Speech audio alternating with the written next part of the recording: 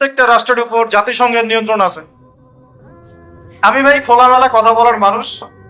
যদি কারো পছন্দ না হয়, কিছু করার নাই, আমাকে বলতে হবে। আপনি আমার সাথে একমত হন বা না হন, অ্যাটলিস্ট শুনেন। পরে সত্য মিথ্যা আপনি যাচাই করেন, মানা না মানা আপনার বিষয়।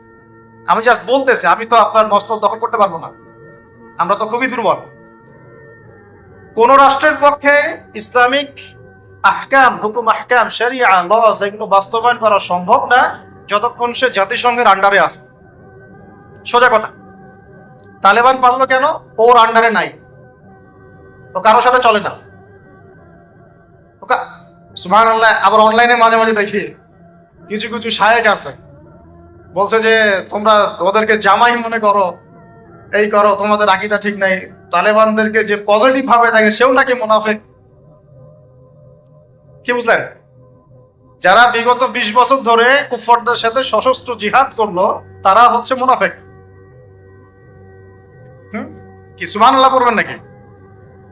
যারা বিগত 1 বছর 2 বছর না, 20টা বছর ধরে খেয়ে না খেয়ে নিজেদের সামর্থ্য অনুযায়ী জালেমদের বিরুদ্ধে যার যা ছিল তাই নিয়ে দাঁড়িয়ে গেছে, যুদ্ধ করতে করতে করতে করতে বলা হয় যে প্রত্যেক 5টা বাড়িতে একটা করে শহীদ আছে।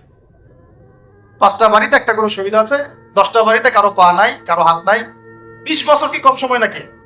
অগণিত বম্বিং হয়েছে পাকিস্তানের মাটি ব্যবহার করে।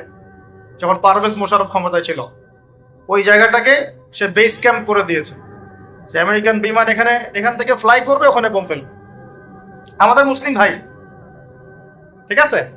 ওই যে আল্লামা ইকবাল একটা কথা বলেছেন, তুঝ জৈসা দোস্ত হো তো দুশমন কি ক্যা জরুরত। তোর মতো বন্ধু থাকলে আর শত্রুর কি দরকার। এটা আমরাও ফিল করি এই দাওয়াতের মাঠে কাজ করতে গিয়ে, তুঝ জৈসা দোস্ত হো তো দুশমন কি ক্যা জরুরত। তো যাই হোক, তো এরকম 20 বছর যারা একটা জালেম সভ্যতার বিরুদ্ধে যুদ্ধ করেছে, ওরা হয়ে গেছে এখন মুনাফিক। আর এরা হয়ে গেল এখন সহি আকীদার মানুষ। তাহলে যে সহি আকীদার এই কথা বলা হচ্ছে, এটা যে কত বড় ভুল আকীদা সেটা বোঝার কি আর বাকি আছে? উম্মার ক্রান্তি লগ্নেই ইমানদার আর মুনাফিক চেনা যায়। যখন উম্মার একটা সংকট চলে, তখন আপনি চিনতে পারবেন কারা ইমানদার, কারা মুনাফিক। ভালো অবস্থায় আপনি বুঝতে পারবেন, সব স্বাভাবিক আছে মনে করে, এখন আপনি বুঝতে পারবেন না আসলেই কে ইমানদার, কে মুনাফিক। উম্মার উপর কোনো বাধা বিপত্তি আসলে তখন বুঝতে পারবেন যে আসলেই কে ইসলামের পক্ষে আছে, কে ইসলামের বিপক্ষে আছে, আর কে ভিতরে ঢুকে ঢুকে শয়তানি করতেছে। আমাদের আলোচনার টপিক এইটা না, টপিকে আসতেছি। আমি একটা কথা বলতে চাচ্ছিলাম যে আল্লাহ পাক যে আমাদেরকে জিজ্ঞেস না করেই মুসলিম পরিবারে জন্ম দিয়েছেন, এই নেয়ামতের শুকরিয়া আমরা আদায় করতে পারবো না যদি সারা জীবন সেজদায় পড়ে থাকি। এখন থেকে নিয়ে আমরা শুধু তাওহীদের অনুসারী হয়েছি, এই কৃতজ্ঞতাই আমরা আদায় করতে পারি। আমরা দ্বীনের জন্য কিছুই করি নাই, আমাদের দ্বারা ইসলামের বড় বড় খেদমত হয়েছে এমন না। আবু তালেব একা যা করেছেন, আমার মতো 100 জন আবু তালেব তা করতে পারে নাই, পারবে না। এটাই সত্য কথা। আবু তালেব কোন অবস্থায় করেছেন? যখন চতুর্দিক থেকে আল্লাহর নবীকে সবাই ছিছি করছে, গালিগালাজ করছে, হত্যার পর্যন্ত চেষ্টা করছে। পুরো সমাজ একদিকে, আবু তালেব একাই একদিকে। তার কাছে প্রস্তাব দেওয়া হয়েছে, তোমার ভাতিজাকে আমাদের হাতে তুলে দাও, নাহলে আমরা ব্যবস্থা নিব। সে বলছে, আমি আমার ভাতিজাকে তোমাদের হাতে তুলে দিব না যতদিন না আমার দেহ মাটির তলে না যাচ্ছে। হ্যাঁ, তিনি নবীজিকে গিয়ে বলছেন, আমার বৃদ্ধ কাঁধের উপর এত বোঝা দিও না ভাতিজা, আমার বয়স হয়ে গেছে, ওরা তোমাকে বলছে তুমি দাওয়াতটা ছেড়ে দাও। তো নবীজি বলছেন, আমার ডান হাতে যদি চাঁদ এনে দেওয়া হয়, বাম হাতে সূর্য এনে দেওয়া হয়, চাচা আমি এই দাওয়াত ছাড়তে পারবো। হয় আমি এই পথে দাওয়াত দিতে দিতে আমার এই দিন বিজয়ী হবে, না হলে আমি হালাক হয়ে। তখন কি হলো? তখন তিনি বললেন যে ওরা তোমার দিকে আসতে পারবে না দলে দলে, যতক্ষণ না আমি আবু তালেব দাফন হচ্ছি মাটির তলে। কথা বুঝতে পারছেন? এখন মূল কথাটা হচ্ছে, আমরা যারা মুসলিম পরিবারে জন্মগ্রহণ করেছি, এরপরেও আমরা তাওহীদের জ্ঞান অর্জন করছি না, শিরক থেকে দূরে থাকছি না, নামাজ পড়ছি না 5 ওয়াক্ত ফরজ নামাজ, যাকাত দিচ্ছি না, সওম রাখছি না, প্রোটেস্ট্যান্ট মুসলিম হয়েছি, Protestant version of Islam follow করছি, ইসলামের দাওয়াতের কাজ করছি না, দিনের বিজয়ের কোনো ফিকির করছি না, সত্যি কথা বলতে আমাদের দুনিয়াতে থাকার চেয়ে না থাকাই ভালো। আমরা এখন গরু ছাগল। বিশ্বাস করেন আমার কথা, আল্লাহ পাক এই শব্দই বলেছেন সূরা আনআম, আরাফ, সূরা আরাফের সম্ভবত 189 নম্বর আয়াত, 189। ওয়ালাকাদ বা'দা আউযু বিল্লাহি মিনাশ শাইতানির রাজিম ওয়ালাকাদ যারানা লিজাহান্নাম কাসীরাম মিনাল জিন্নি ওয়াল ইনস। আল্লাহ পাক বলছেন আমি প্রচুর জিন আর মানুষকে দিয়ে জাহান্নাম পূর্ণ করব। বলি নাউযুবিল্লাহ। লাহুম কুলুবুন, কেন পূর্ণ করব? তাদের কি অপরাধ ছিল? কি অপরাধে করব? লাহুম কুলুবুন, তাদেরকে কলব দিয়েছিলাম, লা ইয়াফকাহুনা বিহা, বোঝার চেষ্টা করে নাই। ওয়া লাহুম আযানুন, কান দিয়েছিলাম, লা ইয়াসমাউনা বিহা, শোনে নাই। ওয়া লাহুম আ'য়ুনুন, চোখ দিয়েছিলাম, লা ইউবসিরুনা বিহা, চোখ দিয়ে দেখে নাই, কলব দিয়ে উপলব্ধি করে নাই, কান দিয়ে বলেন শোনে নাই, চোখ দিয়ে দেখে নাই। উলাইকা কাল আনআম, এরা ছিল আনআমের মতো। আনআম কি? আনআম মানে গবাদি পশু, ক্যাটলস, গবাদি পশু। শুধু তাই না, বাল হুম আদল, বরং এর চেয়েও নিকৃষ্ট ছিল। গবাদি পশুকে যে দায়িত্ব দেওয়া হয়েছে ও সেটা পালন করে। প্রত্যেক প্রাণীকে যে দায়িত্ব দেওয়া হয়েছে সেই দায়িত্ব তারা পালন করে, করে কি না? না হলে আমরা এত বড় বড় বড় প্রাণীর সাথে কিভাবে পেরে উঠতাম? একটা গরু নির্দ্বিধায় জীবনকে সঁপে দিচ্ছে, বিদ্রোহ করছে না, করছে? তো আল্লাহ পাক এই কথা বলছেন উলাইকা কাল আনআম, তারা হচ্ছে গবাদি পশুর মতো। বাল হুম আদাল, বরং তার চেয়েও নিকৃষ্ট। কারা? উপলব্ধি করে না, দেখে না, শোনে না। এখন আমাকে উত্তর দেন দেখি, আমাদের মধ্যে এখানে কোন ব্যক্তি আছেন যে চোখে দেখেন না, কানে শোনেন না, উপলব্ধি করেন না? আমরা সবাই চোখে দেখি। এই চোখে দেখি কিনা? দেখতে পাচ্ছেন তো আপনি? কানে শুনতে পাচ্ছেন কিনা? তাহলে আল্লাহ পাক কোন চোখের কথা বলছেন আর কোন কানের কথা বলছেন যেগুলো অন্ধ? বলেন। নিঃসন্দেহে অন্য একটা চোখ আছে, আরেকটা কান আছে, আরেকটা চোখ আছে, কান আছে, এটা কোথায়? তলবে। তাহলে আবু জেহেল আল্লাহ নবীকে চিনতে পারছে না, আবু বকর রাদিয়াল্লাহু আনহু চিনতে পারছেন, তাহলে দুজনের তো বাইরের চোখ একই। কোন চোখ তাহলে অন্ধ আবু জেহেলের, যে কারণে আবু জেহেল আল্লাহ নবীকে চিনতে পারল? বলেন। এখন বলেন, মুসলমান পরিবারে জন্ম নেওয়ার পরে আমরা যারা নামাজ পড়ি না, যাকাত দেই না, রোজা রাখি না, সামর্থ্য হয়েছে হজ করি না, জুমার দিনে আসি, ঈদের দিনে আসি, হ্যাঁ, সৎ কাজে আদেশ করি না, অসৎ কাজে নিষেধ করি না, কুরআন তেলাওয়াত করা শিখি না, রাসূলের সুন্নাহ মাফিক জীবন গড়ি না, আর অর্থনীতি রাজনীতিতে গেলাম না, ওটা গেলামই না, বাদ, ওটা তো অনেক বড় স্কেল। তাহলে আমাদের কি চোখ আসলেই আছে, কান আসলেই আছে, কলব কি আসলেই জিন্দা, না সত্যিকার অর্থে আমরা গবাদি পশু হয়ে গেছি? আত্মপর্যালোচনা করতে হয় তো। আত্মপর্যালোচনা, মোরাকাবা মানে হচ্ছে আত্মপর্যালোচনা, নিজেদেরকে নিয়ে ভাবতে হবে তো। এখন আপনি আমাকে উত্তর দেন, যেই মুসলমান নামাজ পড়ে না, রোজা রাখে না, দাওয়াতের কোনো মেহনত নাই, দিন প্রতিষ্ঠার সংগ্রাম নাই, কুরআনও তেলাওয়াত করতে জানেন, আল্লাহর পথে সদকা করে না, তাওহীদের জ্ঞান নাই, শিরকের জ্ঞান নাই, সুন্নতের জ্ঞান নাই, বেদাতের জ্ঞান নাই, ঈমান ভঙ্গের কারণ জানেন, ওযু করার মাসালাও জানে না, এই মুসলমান সারা বিশ্বে মার খাবে না তো কারা খাবে? আমাকে বলেন, উত্তর দেন। আমার জানা নাই, আমি এগুলো বুঝি না, বুঝতে আসছি। আমি অনেক কিছুই বুঝি না, যে আমার বুঝের সাথে অনেক কিছুই মিলে না। আমার বুঝ এইটা যে মার খাবো না তো খাবে কারা, এটা আমার বুঝ। এখনো যে আমরা বসে আছি এখানে খাই নাই, সেটাই তো আল্লাহ পাকের রহমত। অনেক আগেই তো আল্লাহর গজব আসা উচিত ছিল। নামাজ তো আগেই ছেড়ে দিছো তুমি, যাকাত দাও না, রোজা রাখো না, রাসূলের সুন্নাতের কোনো খবরই নাই, প্রতিদিন ক্লিন শেভ করতেছো তুমি, আল্লাহ রাসূলের সুন্নাতকে জবাই করতেছো, প্রতিদিন করতেছো, পর্ন দেখতেছো, বাইকে করে মেয়ে নিয়ে ঘুরতেছো, ইউনিভার্সিটিতে গোল হয়ে বসে আসো, মেয়েদের সাথে আঙ্কি মারতেছো। Sorry for my language. Available তো এগুলো হচ্ছে, অ্যাভেলেবল। মেয়েরা জেনা করতেছে, বউ ছেলে পেলে। এখন বিয়ে তো কঠিন, এই জন্য এই পথটা বেছে নেয়, এই পথটা সহজ। 5 দিন 7 দিন একটা মেয়ে কিনে ঘুরলে দেখা যায় যে ওই বিছানায় চলে যাওয়া যায়, এখন তো এই যুগ চলতেছে। আগেকার সেই যুগ নাই তো, যে চিঠি দিয়ে প্রেম করে, লম্বা প্রেম হয়, পরে বিয়ে হয়। এখন সব দৈহিক সম্পর্ক, 1 মাস একজনের পিছনে, ওটা হয়ে গেছে আর পরের মাসে আরেকটার পিছনে। ইউনিভার্সিটিতে জেনা আর জেনা, জেনা আর জেনা। এমনকি চাকরি ক্ষেত্রেও ফ্রি মিক্সিং, অফিস আদালত, কোর্ট কাচারি, রাজনৈতিক মিছিলে পর্যন্ত ছেলে মেয়ে একসাথে সামনাসামনি, সব জায়গায়। এগুলো অধিকার।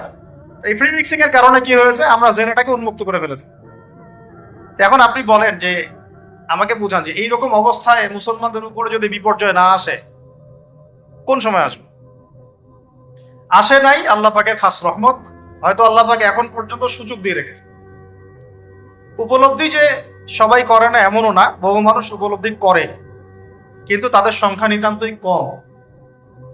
আর তাদের মধ্যে আবার বিভক্তি আছে, বিভক্তি আছে, অনৈক্য আছে, আপোষে হিংসা বিদ্বেষ পরশ্রীঘাতর। তারা আবার ইউনাইটেড না। তো বদরগঞ্জবাসীর জানা উচিত যে বদরের যুদ্ধ হয়েছে দ্বিতীয় হিজরিতে। কত হিজরি? দ্বিতীয় হিজরি।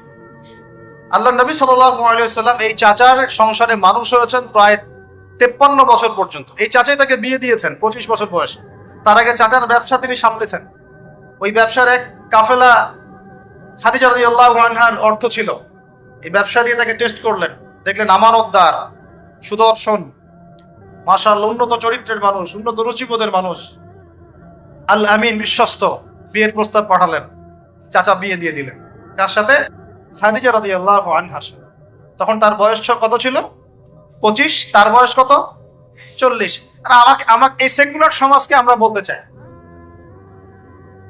আমি বলতে চাই অ্যাটলিস্ট, মনে করেন কথার কথা যে আমার স্ত্রীর বয়স 40, আমার বয়স 25। এখন আমরা একে অপরকে মহব্বত করি, ভালোবাসি, আমরা সংসার জীবনে হ্যাপি, সুখী, এবং আমাদের সন্তান সন্ততিও হচ্ছে। এমন না যে আমরা মেডিকেল সায়েন্সের ভাষায় এইদিকে আমরা অক্ষম। মহব্বত আছে, দুজন দুজনকে পেয়ে সুখী, একে অপরকে ভালোবাসি, সন্তান হচ্ছে। আপনার কোনো সমস্যা? আমি আমার এই ম্যারিড লাইফে আমরা হ্যাপি, আপনার কোনো সমস্যা? আমার স্ত্রীর বয়স 40, আমার বয়স 25।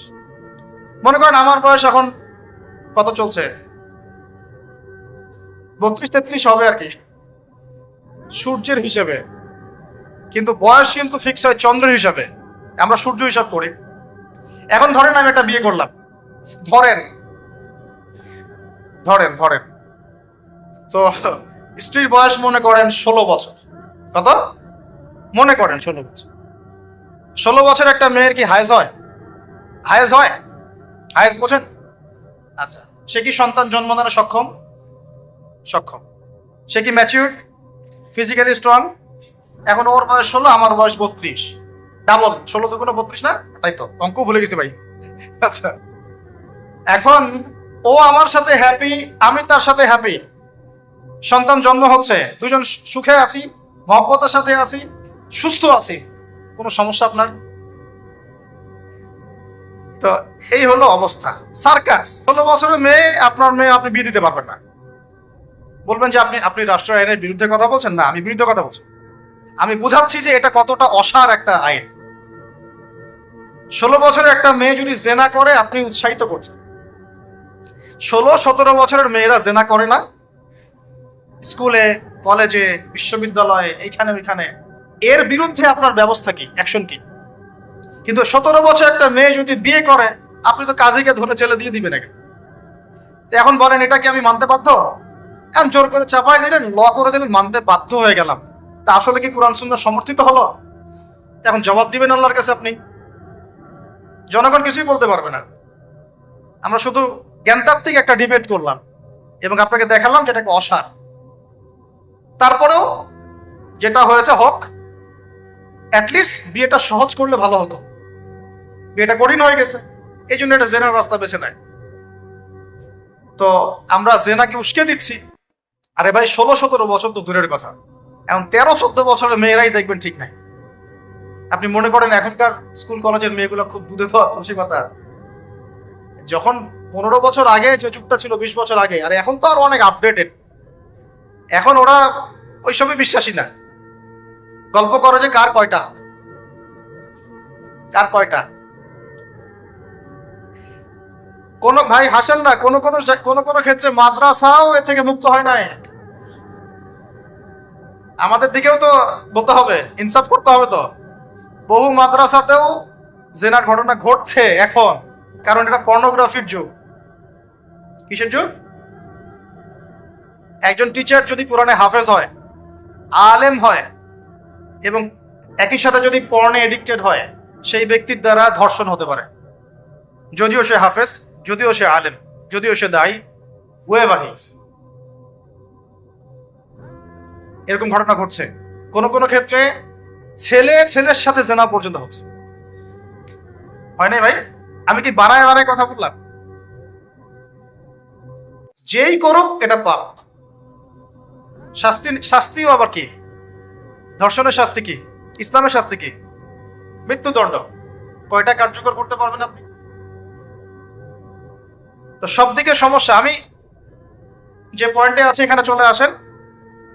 এখানে সাউন্ড বন্ধ করেন। সেটা হলো, তার বয়স তখন 40, আমাদের নবীজির বয়স 25। ম্যারিড জীবনে হ্যাপি, 6টা সন্তান হয়েছে। কয়টা?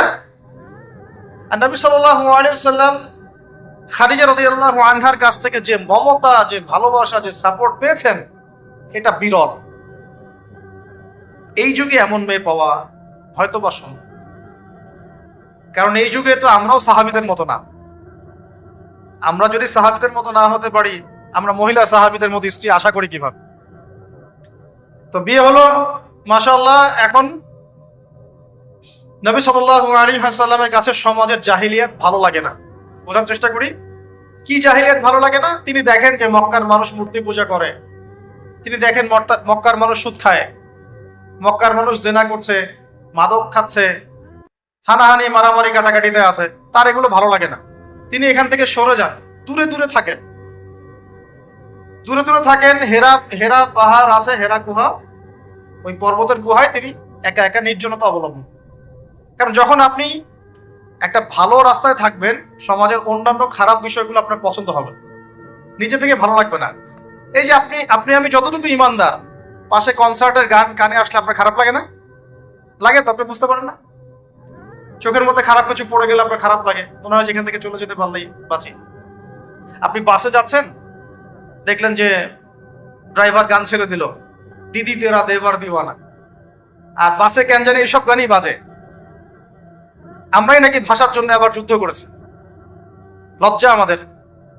আমরাই নাকি ভাষার জন্য রক্ত দিয়েছি, কিন্তু আমাদের সব কেন জানি হিন্দি সংস্কৃতি। হ্যাঁ, কত বড় ভণ্ডামি আমাদের মধ্যে আছে দেখেন। ভাষার জন্য আমরা লড়াই করেছি, জীবন দিয়েছি, গর্বের, অবশ্যই আমাদের জন্য গর্বের। কিন্তু আমাদের ঘরে ঘরে এখন হিন্দি কেন? ঘরে ঘরে হিন্দি কেন? তাহলে আমরা কি এটা কি দিবস পালন করার বিষয়, না আদর্শ লালন করার বিষয়? কোর্ট কাচারি অফিস আদালত সবকিছুর ভাষা হচ্ছে ইংরেজি, ওখানে বাংলা চলে না কেন? আমরা কি ইংরেজির জন্য যুদ্ধ করেছি? এই উপমহাদেশ 200 বছর শাসন করেছে ব্রিটিশরা, ওরা চলে গেছে, 200 বছর পিটিয়েছিল খুব আমাদেরকে। তারপর আমাদের বাপ দাদারা যুদ্ধ করে ওদেরকে এখান থেকে তাড়িয়ে দিয়েছে। কিন্তু ওরা চলে গেলেও ওদের কোনো সুন্নত নিয়ে যায় নাই, ওদের সব সুন্নত দিয়ে গেছে। কোর্ট কাচারির সুন্নত দিয়ে গেছে, অর্থনৈতিক ব্যাংকিং সুন্নত দিয়ে গেছে, রাজনৈতিক সুন্নত দিয়ে গেছে, এমনকি পোশাক আশাকের সুন্নতও দিয়ে গেছে, এমনকি বাথরুমের টয়লেট ওইটাও দিয়ে গেছে। সবখানে এখন হাই কমোড, ব্রিটিশ ইংলিশ। তো ওরা কি আসলেই চলে গেছে? আর আমরা কি আসলে স্বাধীন? কে বলবে এগুলো আর কে ভাববে? আর মানুষ এগুলো কবেই পজিটিভলি নেওয়ার চেষ্টা করবে আল্লাহ ভালো জানেন। বাট আমরা বলে যাচ্ছি, ইনশাল্লাহ একদিন না একদিন ইসলাম হবে। ইনশাল্লাহ আল্লাহ পাক যেন সহজ করেন এবং কবুল করেন। এখন কথা হচ্ছে যে তিনি দেখেন আরবের লোকজন সুদ খায়, মদ খায়, জেনা করে ইত্যাদিতে, তিনি একা একা থাকা শুরু করলেন। একা থাকতে থাকতে ওই সময় তিনি যেভাবে ইবাদত করতে পারতেন সেভাবে ইবাদত করেছেন। আগেও ইবাদতের কিছু সিস্টেম ছিল, কারণ আরবের মানুষরা দাবি করতো তারা হচ্ছে মিল্লাত ইব্রাহিমের উপর আছে, বিকৃত, কিন্তু ওরা মনে করতো আমরা ইব্রাহিমের ধর্মের উপরে আছি। এখন 40 বছর বয়সে নবী সাল্লাল্লাহু আলাইহি ওয়াসাল্লামের কাছে প্রথম ওহীটা চলে আসলো। প্রথম ওহী কি ছিল ভাই? কোন সূরা? সূরা আলাকের কত নম্বর আয়াত? প্রথম আয়াতটা, প্রথম ওহীটা কি সংক্রান্ত ছিল? নামাজ পড়ো, রোজা রাখো, হজ করো, যাকাত দাও, মূর্তি পূজা করো না। কি বলেছেন আল্লাহ পাক? ইকরা বিসমি রাব্বিকাল্লাযী খালাক। হে নবী, কথাটা বুঝুন। হে নবী মুহাম্মদ সাল্লাল্লাহু আলাইহি ওয়াসাল্লাম, আপনি যেগুলো দেখে ব্যথিত, যে সমাজটার এই যে জাহেলিয়াত আপনি দূর করতে চান, যাদেরকে নিয়ে আপনি চিন্তাগ্রস্ত, আপনার কাছে ভালো লাগে না এই জাহেলিয়াত গুলো, এগুলোকে দূর করতে হলে আগে পড়াশোনা করতে হবে, জ্ঞান লাগবে। আগে কি লাগবে? ওই জায়গায় মুসলমানরা পিছিয়ে পড়ার কারণে আজকে এই অবস্থা হচ্ছে। দুজনের বুঝে আসছে, দুজন ঠিক বলছে। ওই ইকরা বিসমি রাব্বিকাল্লাযী খালাক, এই পড়াশোনা থেকে আমরা পিছিয়ে পড়েছি বলেই আমাদের আজকে অবস্থা হচ্ছে। বলছেন, এখন বলবেন যে আমরা তো পড়াশোনা করছি, সাক্ষরতার হার তো আমাদের 80, 67, 77 এরকম আর কি। তো সত্যিই কি পড়ছি? ইকরা বিসমি রাব্বিকাল্লাযী খালাক অর্থ হচ্ছে পড়ুন আপনার রবের নামে, যিনি আপনাকে, যেই জ্ঞান আপনাকে আপনার স্রষ্টার দিকে নিয়ে যাবে, সেটাই তো জ্ঞান। এখনকার আমাদের জ্ঞানগুলো কি সত্যি আমাদেরকে আল্লাহর দিকে নিয়ে যাচ্ছে নাকি আল্লাহ থেকে দূরে সরাচ্ছে? তাহলে বোঝেন। এখন আপনি যদি বলেন যে তাহলে কি আপনি শুধু মাদ্রাসা শিক্ষাকেই সমর্থন করছেন, জেনারেল শিক্ষা সমর্থন করছেন না? আমি বলবো না, আমি নিজেও জেনারেল শিক্ষিত একজন মানুষ। আমরা অনার্স মাস্টার্স করেছি এবং আমরা কখনো সেকেন্ড হইনি আলহামদুলিল্লাহ, কয়েকবার ছাড়া। তো আমরাও জানি ব্যাপারগুলো কি। আমরা জেনারেল শিক্ষার উপকারী শিক্ষাগুলোকে সমর্থন করি, কিন্তু কোরআন এবং সুন্নাহ ইসলামের মূল শিক্ষাটাকে বাদ দিয়ে এই জেনারেল শিক্ষা আমার কোনো উপকার করবে না। আবার একই সাথে কোরআন এবং হাদিস এই দুটাতে দক্ষ হয়েও যদি আমরা বর্তমান বিশ্বের উপকারী জ্ঞানগুলো অর্জন করতে ব্যর্থ হই, তখন কোরআন সুন্নাহকে হাতে নিয়েও এই বিশ্বকে চ্যালেঞ্জ করতে পারব। তাহলে দরকার কি? সমন্বয়। এই সমন্বয় হওয়া উচিত ছিল আজকে থেকে 50 বছর আগেই। এখন আমাদেরকে এগুলো নিয়ে কথা বলতে হচ্ছে, এটাই দুঃখজনক। যেখানে শিক্ষা প্রতিষ্ঠান আছে, রাষ্ট্রীয় নিয়ন্ত্রণাধীন প্রতিষ্ঠানে হয়তো আপনি ইন্টারফেয়ার করতে পারবেন না, কিন্তু ব্যক্তিগত উদ্যোগে যত শিক্ষা প্রতিষ্ঠান আছে, এগুলোতে ইসলামিক শিক্ষা এবং জেনারেল শিক্ষা দুটাকে সমন্বয় করার চেষ্টা করেন। আল্লাহ পাক তৌফিক দান। দেখবেন আগামী 10 বছরের মধ্যে একটা আলোকিত প্রজন্ম গড়ে উঠবে ইনশাআল্লাহ। আমার ছেলে বাংলা, ইংরেজি, অঙ্ক সব শিখবে, এদিকে হাফেজে কোরআন হবে, আরবি ভাষা শিখবে, আরবি ব্যাকরণ শিখবে, হাদিসের ইবারত পড়ার যোগ্যতা অর্জন করবে, মোতাআলা করবে। মাশাআল্লাহ, একদিন দেখা যাবে সে কোরআন সুন্নাহর জ্ঞানেও দক্ষ হয়েছে, এদিকে সে ডক্টর হয়েছে, মাশাআল্লাহ, সে ইঞ্জিনিয়ার হয়েছে, পাইলট হয়েছে, সেনাবাহিনীর মেজর কর্নেল হয়েছে। সম্ভব না? অনেক ডক্টর দেখবেন যে 50 বছর বয়স হওয়ার পরে ইসলামের দিকে এসে চর্চা করা শুরু করে, তারপরে দিনের দিকে হেদায়েত হয়ে দিনের উপকারে কাজ করছে। অনেক ইঞ্জিনিয়ার সাহেব এই কাজ করছেন। অনেক আর্মি অফিসার, র্যাবের, পুলিশের, বিজিবি, তারা দেখবেন যখন রিটায়ার্ড করে বা যখন সিনিয়র হয় তখন গিয়ে চর্চা করা শুরু করে, এবং তখন তারা আবার দিনের জন্য অনেক কিছু করতেও চায়, অনেকে করে না। তারা কি অমুসলিম নাকি? তারা তো আমাদের ভাই না। শোনেন, যদি বাংলাদেশ রাষ্ট্রীয়ভাবে কখনো জিহাদে যায় কুফফারদের বিরুদ্ধে, তাহলে আমরা যাব না তারা যাবে? যাবে তো তারাই। জি, আপনি যাবেন না, যাবে তো তারাই। আপনার আমার কি প্রশিক্ষণ আছে?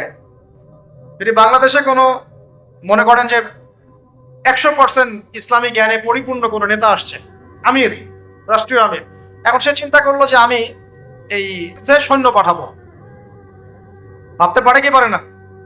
73 সালে 6টা মুসলিম দেশ সৈন্য পাঠিয়েছিল।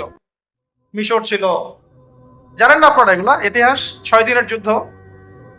তো যাই হোক, ধরেন বাংলাদেশ এমন একজন নেতার আন্ডারে আছে, যেই নেতা বললো ঠিক আছে আমিও পাঠাবো, আমার এখান থেকেও 2000 সৈন্য যাবে।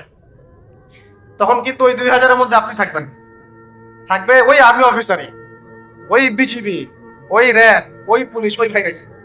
তারা আমাদের ভাই না? তাদেরকে মেসেজটা পৌঁছাতে হবে যে আপনারা পরিপূর্ণ ইসলামের সামনে আত্মসমর্পণ করেন। ইনশাআল্লাহ আল্লাহ পাক দুনিয়াতেও সুখী করবেন, পরকালেও সুখী করবেন। আমরা দোয়া করবো, দোয়া। আপনারা কখনো একটা রাষ্ট্রের মধ্যে জাতিগত বিভাজনে যাবেন না। জাতিগত বিভাজনটা খুব খারাপ। এতে করে রাষ্ট্রের অভ্যন্তরীণ যে স্থিতিশীলতা নষ্ট হয়ে যায়। আমরা আলহামদুলিল্লাহ ইসলামকে তো ভালোবাসি, মহব্বত করি, পারি না পারি আমাদের মন তো ব্যথিত হয় না? এটা আল্লাহ পাক দেখছেন ইনশাআল্লাহ। আল্লাহ পাক ওই অনুযায়ী আমাদেরকে প্রতিদান দিবেন। তবে চেষ্টা আরো বাড়াতে হবে।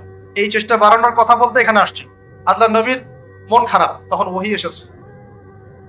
ওহী প্রাপ্ত হওয়ার পরে নবী সাল্লাল্লাহু আলাইহি ওয়াসাল্লাম একটু ভীত, একটু সন্তুষ্ট। তখন খাশিতু আলা নাফসি। বাংলাদেশে যত সিরাতের বই আছে না, তার 80% সিরাতের বই আপনি পাবেন। ওই সময় নবী সাল্লাল্লাহু আলাইহি ওয়াসাল্লাম এতটা ভীত সন্তুষ্ট হয়ে গিয়েছিলেন, কয়েকবার তিনি চিন্তা করেছেন যে আমি পাহাড়ের উপর উঠে নিজেকে শেষ করে ফেলবো। এটা নিয়ে বিশাল ইস্যু সৃষ্টি করে ফেলছে বাংলাদেশে। আর রাহিকুল মাকতুম বলেন, আর যে কোনো বড় বড় সিরাতের গ্রন্থ বলেন, এটা যদি লিখা না থাকছে আমি বক্তব্য দেওয়া ছেড়ে দেব। বাসায় গিয়ে দেখেন, রাইটাররা লিখেছেন, এটা আমাদের কথা না। কয়েকবার তিনি পাহাড়ের উপর উঠে চিন্তা করেছেন যে আমি যা দেখলাম, ফেরেশতা এসেছে আমাকে জড়িয়ে ধরেছে, আমাকে বলছে পড়ুন, আসলে ব্যাপারটা কি, আমি কি মানে সঠিক আছি না ভুল হচ্ছে। মানসিক একটা পেরেশানির মধ্যে তিনি ছিলেন। তখন কয়েকবার নিজেকে শেষ করে ফেলার চেষ্টা করছেন। যখনই তিনি উঠেছেন তখনই জিবরাইল আলাইহিস সালাম সামনে এসেছেন। ইয়া মুহাম্মদ, আপনি পাগল নন, আনতা রাসূলুল্লাহ ওয়া আনা জিবরিল। হে মুহাম্মদ, আপনি পাগল নন, আপনি হচ্ছেন আল্লাহর মনোনীত রাসূল, আর আমি জিবরাইল। আপনি বিচলিত হবেন না। আরো একদিন আবার জিবরাইল আলাইহিস সালাম হাজির। এভাবে হতে হতে তিনি আশ্বস্ত হলেন যে হ্যাঁ, আসলে যা হচ্ছে সব সঠিক। এটা কি একটা বড় ঘটনা না?